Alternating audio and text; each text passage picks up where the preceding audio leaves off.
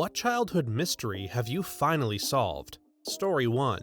When I was in elementary school, I always wondered what the teacher's staff room was like. It seemed so mysterious, and I remember trying to get a peek anytime I walked by and the door would open. I later became a teacher and can fully confirm they're dull, often toxic spaces full of cranky teachers complaining about students. When I was in my master's program, a mentor told me stay out of the teacher's lounge for as long as you can. It can be a very toxic place. I followed that piece of advice and it served me well so far. This makes me a little sad. I don't care if my teachers talked crap about me, but now that I have kids in school, I hope they don't talk crap about them. If teachers can't safely talk crap about students in the teacher's lounge, then where else are they supposed to do it? Story 2.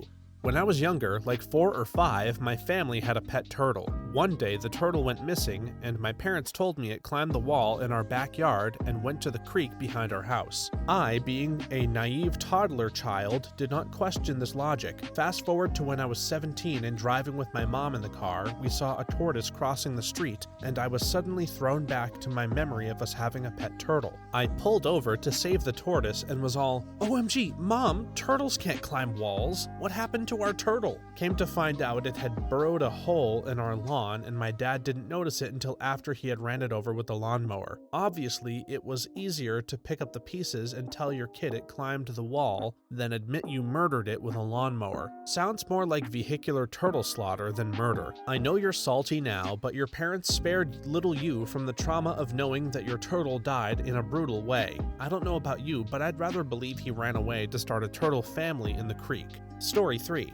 I solved a family mystery for my mom. I wasn't allowed to play console video games during the week all the way until I was 18, but some nights I'd really crave it, so I would noiselessly creep through my house into my basement where I could play video games in peace. But once every 30 times or so, one of my parents would need something from the basement, and I'd quickly turn off the TV monitor, hide in the guest room, and pray that they didn't turn on a light or notice the Xbox was on. One night, I ducked into the guest room and hid behind the bed. To my horror, my mom followed me into the room and turned on the lights. I was panicking, so when she started digging through the closet with her back to me, I made a run for it. I nearly brushed her shirt, and if she'd seen me, I probably would have given her a heart attack, but I made it and kept going all the way to bed. About 5 years later, and my mom said something like, "You're such a quiet walker," and I told her it was because of my basement trips, thinking I had nothing to lose. My mom's face went kinda solemn, and when I explained, she said, "So there really was someone down there," and she explained that she remembered that exact night and the feeling that there was a ghost in the room. Over the next couple days, she'd stare into space and just say, "I can't believe you were really there." She seemed to get over it, but she probably checks empty rooms closer now. I'm so sorry. Your poor mom, but I cannot stop actually laughing at this idea. You really threw her whole world admitting to that. That is the sound of a woman who went to therapy for years because she was convinced her house was haunted. At least your mom can be at ease in her own home again, now that she knows the guest room isn't haunted. Story 4.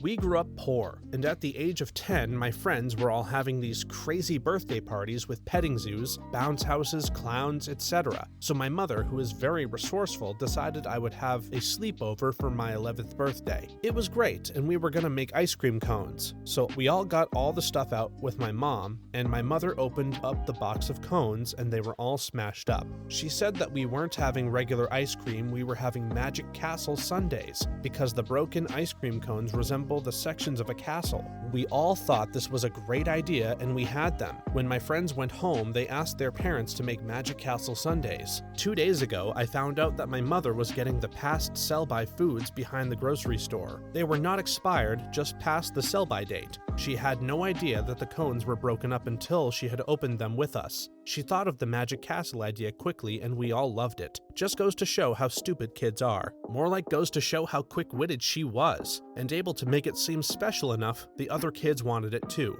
She was probably sweating bullets until the kids showed enthusiasm. Story 5. Once when I was about 7 or 8, my family was having a pool party and my 20-something aunt was sitting by the pool with a glass of clear liquid. I was hot and thirsty, so I reached for her drink and she said, "Don't drink that, it's pool water." I wondered why in the heck she'd have a glass of pool water, but I left it alone. Years later, as my family's alcohol consumption habits became clearer to me, I realized that she was probably drinking vodka. Why would she hide that fact from you? Honestly, I'm not sure. I have a few family members who are basically high-functioning alcoholics. so maybe she was just so accustomed to lying about how much and when she drank that she defaulted to a lie without really thinking about it. Story 6. I remember being about 8 and in the car with my dad. I was in the front seat and we were driving somewhere and this song came on the radio. He cranked it and said something about it being the best guitar player ever. He really jammed out, which was really uncharacteristic because he was usually so stoic. It was the only time I heard the song and he died before I could ever ask him what song it was. When I asked around, no one knew what I was talking about or what song I was thinking of, so I had this melody in my head for years. But how do you look up a song that has no lyrics? For years and years, this song stayed on the back burner in my brain. I was afraid to forget it. Somehow, this story pops up when I'm like 26 or so, chatting with my husband, and we searched YouTube for best guitar songs. After about 15 minutes, we found it. Cliffs of Dover was the song that I'd burned into my brain on repeat for 16 years. Now I jam out to it with my kids. My dad is a professional guitarist, and he'd always play this song. Whenever he'd practice with his amp, he'd play this song, which was basically every day growing up. It was his theme. I didn't realize he didn't write it until I randomly heard it on the radio at work when I was in my early 20s. Story 7.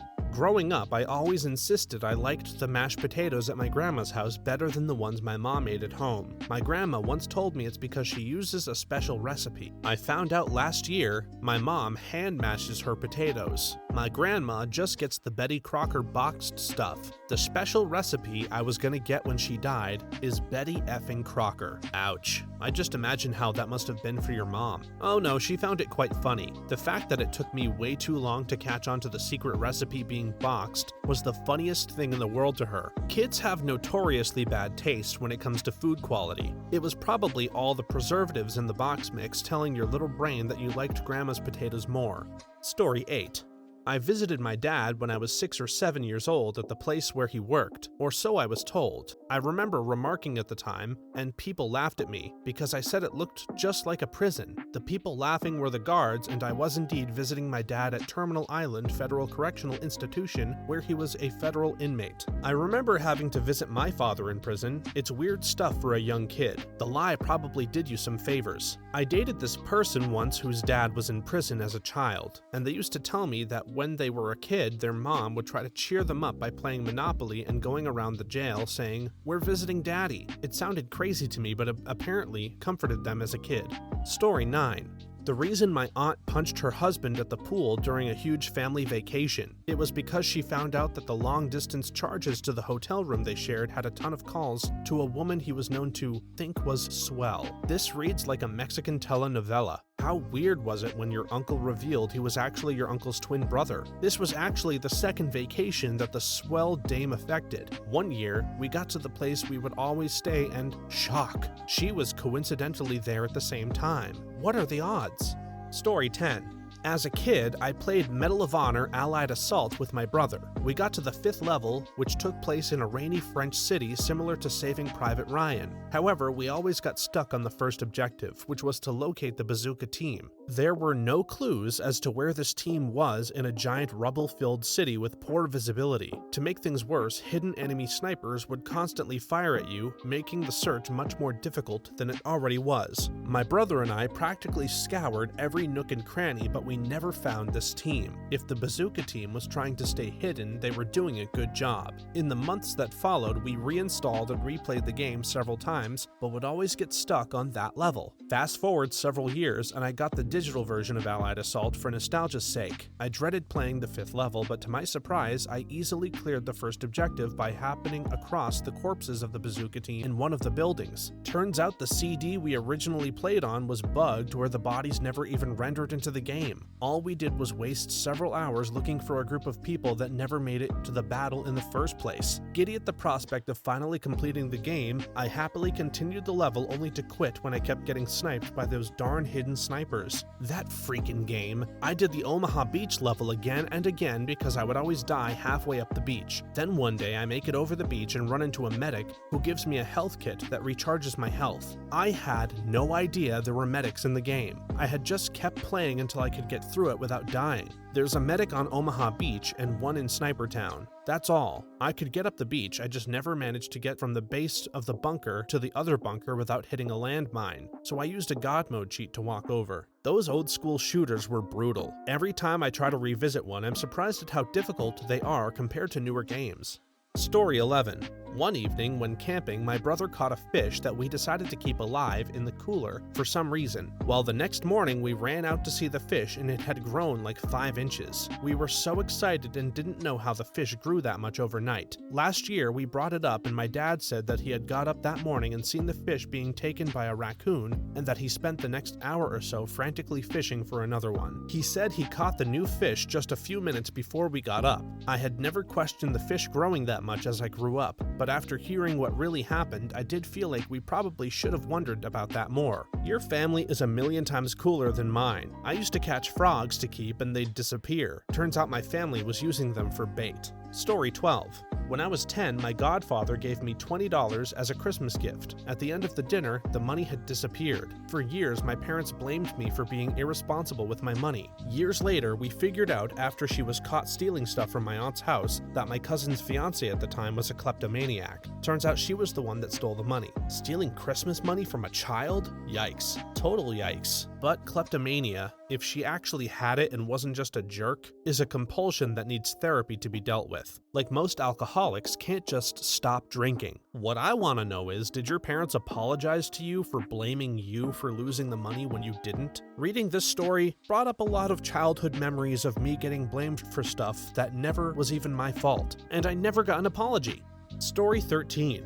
When I was 4, I vividly remember getting into my mom's car and her telling me that our cat had died. She told me how she rushed him to the vet and he was shedding fur. Something was seriously wrong. Despite her best efforts, he died. I never knew why he died and why it happened so suddenly, but I accepted that it happened. Fast forward about 15 years, I'm home from college for Christmas. On Christmas Eve, I'm out driving to the store with my dad and uncle. They are talking about the cat my parents got for Christmas one year, the cat mentioned above. My dad says, "Yeah, that thing was too aggressive, so I took it to a farm and gave it away." Normally, when the family pet dies, the parents lie to the kid and say that it went to a farm upstate somewhere to ease the burden. Not my parents, they told me the horrifying truth, even though it wasn't, true. Reverse sugar coating? Salt coating? Sour coating. Story 14.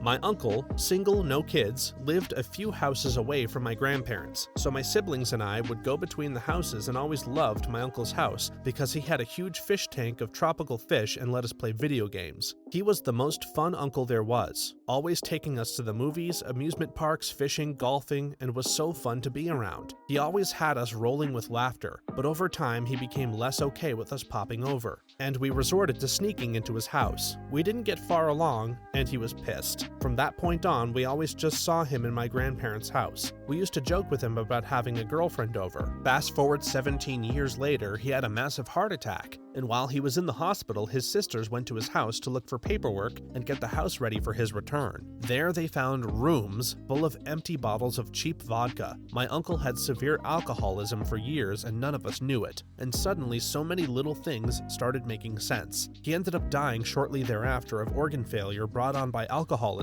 He wasn't even 60 yet. Holy crap, the exact same story with my uncle. It took me such a long time to come to that realization, and when I finally did, I had resented him for how he made our family feel, and said he was selfish for not wanting to get better. I know now the disease had taken its toll, and he was past the point of return. Growing up, everyone tried to hide the fact he was an alcoholic from us to preserve our image and early memories of him. I think that made it worse, because we didn't understand why he just flipped from Funkle to who he was. After he died, when Jay was 20, I found several shoeboxes filled with old photos of me and all my cousins with him when we were younger. He never had children, but loved the crap out of all of us. That I remember and know for sure. I wish I could tell him that I understand now. My heart goes out to you. To this day, I wish I'd told him that I understood, that he was the best uncle. We're lucky that we had uncles who loved us so much. Story 15. When I was little, I used to have this experience where all of a sudden my perception of size and distance would get all wonky. I would look at everything around me and it would all look small and far away, and I always felt like a giant, yet when I looked at my hands, they'd be so small. This only ever happened at night. I would usually get up, go downstairs, walk around a bit in the kitchen, and then it would fade away and I'd go back to bed. I told my mom once the windows are far away and she just brushed it off. Fast forward many years later, it turns out I had what's called Alice in Wonderland syndrome. Kids get it sometimes and then stop getting it at like 10 or 12 years old. It's apparently harmless. This exact thing happened to me as a child, also only at night. It happened for years and years. I remember going in to see my parents and telling them that their heads looked like the size of a grape. My dad used to get the same thing as a child. It's interesting now thinking about how depth perception works. Alice in Wonderland syndrome seems to be a thing where your brain mixes up the close-up and small and far away and big codes in your brain. I have never met anyone else who had it. Well, at least you didn't end up trying to drink a potion to make yourself smaller and then getting stuck in a rabbit hole. That's the real danger of Alice in Wonderland syndrome. Story 16. I had meningitis when I was 2 years old, and my baby brother had it also, but he died. I had the viral form, he had the bacterial form. I grew up thinking I had it first and always felt like I gave it to him and was the reason he died. I know, but you can't help what you think, especially when you're a kid. It wasn't until I was an adult that I learned that he actually had it before me. I don't know why no one had ever told me that before, except maybe they didn't because they weren't aware that I was always burdened by this guilt about it since I kept everything inside. Not one person had ever mentioned to me that he had died before I got it, or maybe I was in the hospital when he died. That part still isn't clear to me. I was in the hospital for about 3 weeks, so it could have been before or during my hospital stay. Death is a hard subject for a lot of people, never mind having that talk with a child. Plus, your parents had the added stress that you were still ill and they just lost a child. Rational thinking takes a back seat in times of trauma. It's too bad they never spoke of it as you got older. Maybe the pain was still too great. I can't imagine ever fully healing from that. I'm so sorry that you carried that with you. I can't imagine how you were able to handle something so heavy as a kiddo. Thanks for the kind words. Carrying the guilt honestly wasn't even the worst part of my childhood, but it definitely wasn't the best either. My parents divorced when I was super young. So young I can't remember them even being together. And strangely, my dad never really talked about my brother who died, so I only heard about him through my mom and other siblings. Story 17. I wasn't a kid anymore, but some years back when my mom was terminally ill, my family was receiving food-based gifts from a lot of our friends. Prepped dinners, baked snacks, a restaurant gift card or two, the usual support friends extend when people they care about are going through tough times. For a long time, I remembered Dad asking me if I'd tried any pastries we'd gotten from some family friends. We'll call them the Nelsons. I let him know they were a little dry but very tasty and he chuckled. It stuck with me because it was an odd question and reaction. It wasn't until a couple years later, spacing out driving home, that I remembered Dad's bizarre reaction and the fact that the Nelsons had suggested easing some of Mom's pain with marijuana, which they grew at home around the same period. I had eaten pot cookies. I feel like an idiot for not realizing it, and I don't remember anything that happened after I ate the pastries. It's really sweet that her friends were able to help her out in that way, and hopefully there were plenty of pastries left for your mother. It was sweet, and there were plenty left. I think Dad might have hidden the rest of the plate after he found out though. Story 18. How Sinterklaas made the Peeper Noton fall through the ceiling. I quickly discovered Santa wasn't real when I was a kid, but I was certain that the Dutch version, Sinterklaas, was real because in December, Peeper Noton, tiny Dutch cookies, would suddenly rain down on me, and I thought Sinterklaas was on the roof dropping it through the ceiling. I was so convinced about this that I bragged to the kids in my class that my Santa was real and theirs was fake, but the Dutch Santa only visits Dutch kids in America. Apparently my mom would carry handfuls of Peeper Noton in her pockets, and when I wasn't expecting it, she would throw it up in the air above me. I don't know how I didn't realize that was going on at the time. The first year I was in on The Secret, and I watched my mom throw Peeper Noton on my brother, it seems so obvious. Story 19. In kindergarten, I had a guinea pig that turned into many guinea pigs after I babysat the class guinea pig for Christmas break. My parents were thrilled. Anyway, my teacher took the entire family back to her house and was supposed to sell them, and I would get my original guinea pig back. They never returned, and my parents told me they all got sold together as one big happy family. I didn't find out until I was maybe 25 that a coyote actually got into the cage and they all got eaten together as one big happy family. This is the way. A coyote got into the guinea pig cage at a house? You realize you were lied to twice, right? How is that not being questioned more? Guinea pigs are barely bigger than a hamster. Who TF keeps those outside? And what kind of pen would even keep them locked in, while also being accessible enough for a coyote to get into? Story 20. I met my wife in college, and when we were dating, she often mentioned that when she was a kid, she had a play doctor's kit that was stolen from her house. She had some surgeries really young, and so her parents bought it for her to demystify the doctor's office. She'd use it all the time on her dad, poking and prodding him. One day I asked her about the robbery. Did they take everything? Jewelry, the TV, other valuables? No, and no. It hit me. I asked, so someone broke into your house and only stole your doctor's kit, leaving anything worth fencing there? Yeah, why? Did you ever consider that your folks were tired of you using the kit on them all the time after you got better? Oh man. We confirmed it with her dad later, but for 15 years, she had believed some thief broke in, only stole her beloved doctor's kit. Her parents got tired of healing after all the cuts and stitches. I mean, it's sort of okay to get an appendectomy once, but 10 appendectomies in a row is just super taxing. I flatlined my parents a few times. Super stressful kit, really. Story 21. For over 20 years, I had a very distinct memory of seeing this movie with my dad around the holidays in our living room. It was a black and white movie, but I had a vivid memory of only this one specific scene. I was probably about 6 or 7 when I watched it with him. It bugged me for the longest time. I would think about it periodically for years because I remembered it being so cool. I just wanted to know what movie it was so I could check it out as an adult. Then one day, I can't even remember where, but someone online described this movie and mentioned the name, and it sounded really familiar to the one I had remembered. I looked it up on YouTube, and it turns out the movie was Babes in Toyland. The scene I remembered so vividly was all the soldiers marching out of the toy shop. Figuring this out was literally the most satisfying thing I've ever felt in my life. It's our family tradition to watch it every Thanksgiving. It's always on TV around that time. Crazy that you haven't stumbled across it for that long. Yeah, I really had no idea, and I just never bothered to ask my dad. I didn't realize it was such a popular movie. I figured he wouldn't even remember what I was talking about. The first time I actually got to watch it again, I was stoked. Story 22.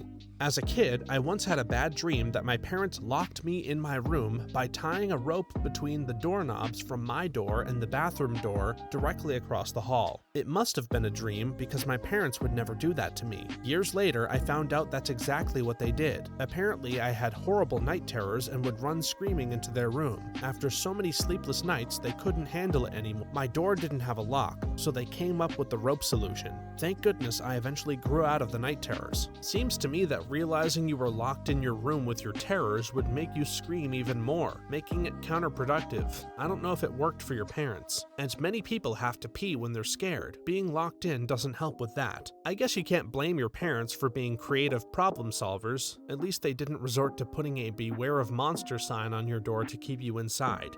Story 23.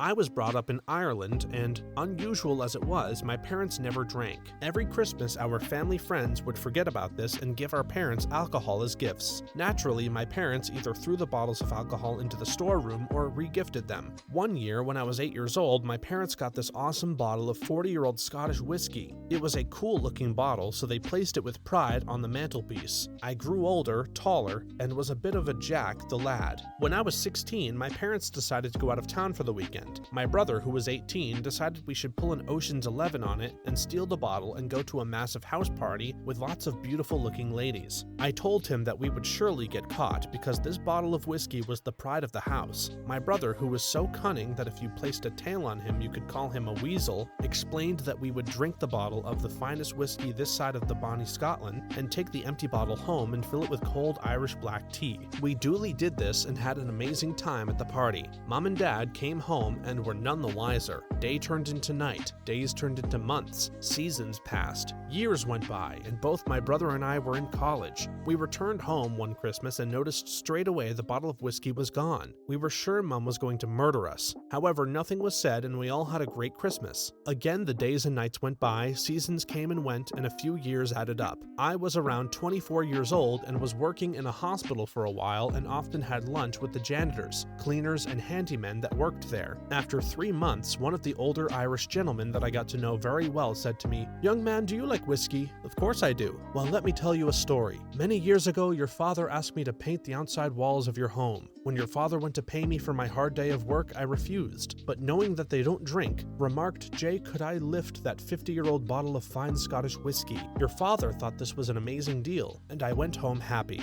My wife made me a steak and poured me a large glass of whiskey, and I sat on the porch of a lovely summer's day. Then I drank the fucking cool tea and nearly took a heart attack. At this moment, I was literally in the end scene of The Usual Suspects. I couldn't believe it and didn't know what to say. Simply, I was gobsmacked. I offered to pay the older man for his work. However, he refused and laughed, saying that he was young once too. I am now 45 years old, and my parents to this day don't know that we stole the bottle of whiskey, swapped it out with tea, and then a poor old man drank it years later and never got paid for his honest day's work. Only in Ireland, folks.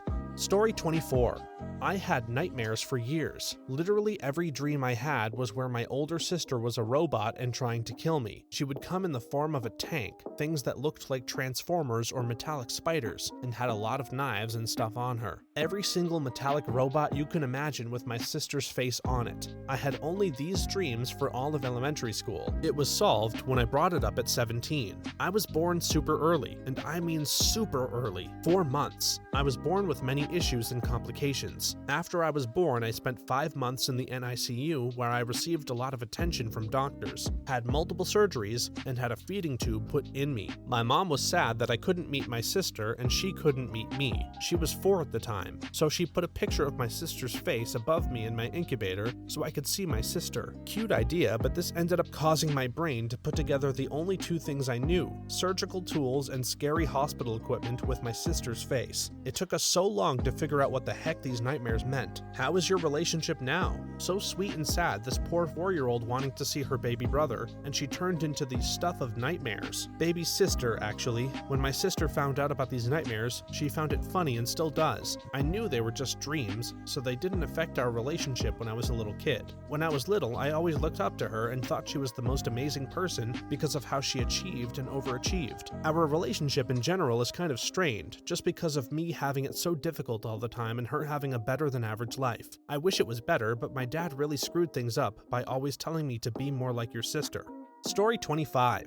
When I was 12 or 13, I had a horrifying experience one night. I woke up completely awake, not dreaming, and felt like I was encased in transparent concrete. I could only move my eyes, and even though I was still breathing, I couldn't control it. Everything was bizarre. I could sense a malevolent presence in the corner of my room, but I couldn't turn to look at it. This went on for what felt like hours. I was drenched in sweat and felt like I was suffocating because my adrenaline had kicked in big time, but I couldn't increase my respiration. Finally, after trying to scream 1,000 times, I was able to get a squeak out. I kept going and going until I was screaming at the top of my lungs, but my family didn't come to check on me. After another 1,000 tries, I was able to start barely moving. I finally broke out of the encasement and was able to move, and realized what I thought was my screaming was a barely audible whisper. I didn't wake my family because I had nothing to tell them that wouldn't be dismissed as a bad dream. I didn't go back to sleep that night, and I had horrific insomnia for decades, until, in my 40s, I saw a documentary about people who said they'd been abducted by UFOs. It was a dry, fact-based documentary, and they had experts explaining that many such abductees were actually experiencing something called sleep paralysis. My jaw hung open. I called my wife in, as I told her about my supernatural experience, and we listened as these scientists described my experience exactly. Here, after decades, was the clinical description that literally changed my life. My sleep began returning to normal, and my mental health improved. Something like this happened to me too, except I still have sleep paralysis. How did you get it to stop? Unfortunately, my young mind developed the coping mechanism of feeling it coming on and jolting me awake. When it would start, it would feel like I became free of gravity and was floating and turning in all random directions. I would wake myself up, then stay awake until I fell asleep again, then usually have it happen again. I had terrible insomnia for decades because of this. Once I saw the documentary and realized the rational explanation, mine, I've only felt it start a couple of times. I wasn't stressed, it didn't happen, and now it hasn't happened in over a decade. Thanks for watching until the end. If you have a similar story that you would like to share with us, please leave it in the comments below. If you enjoyed this video, please leave us a like and subscribe if you haven't done so yet. For more videos like this one right now, please stop by our channel. Thanks again, and see you next time.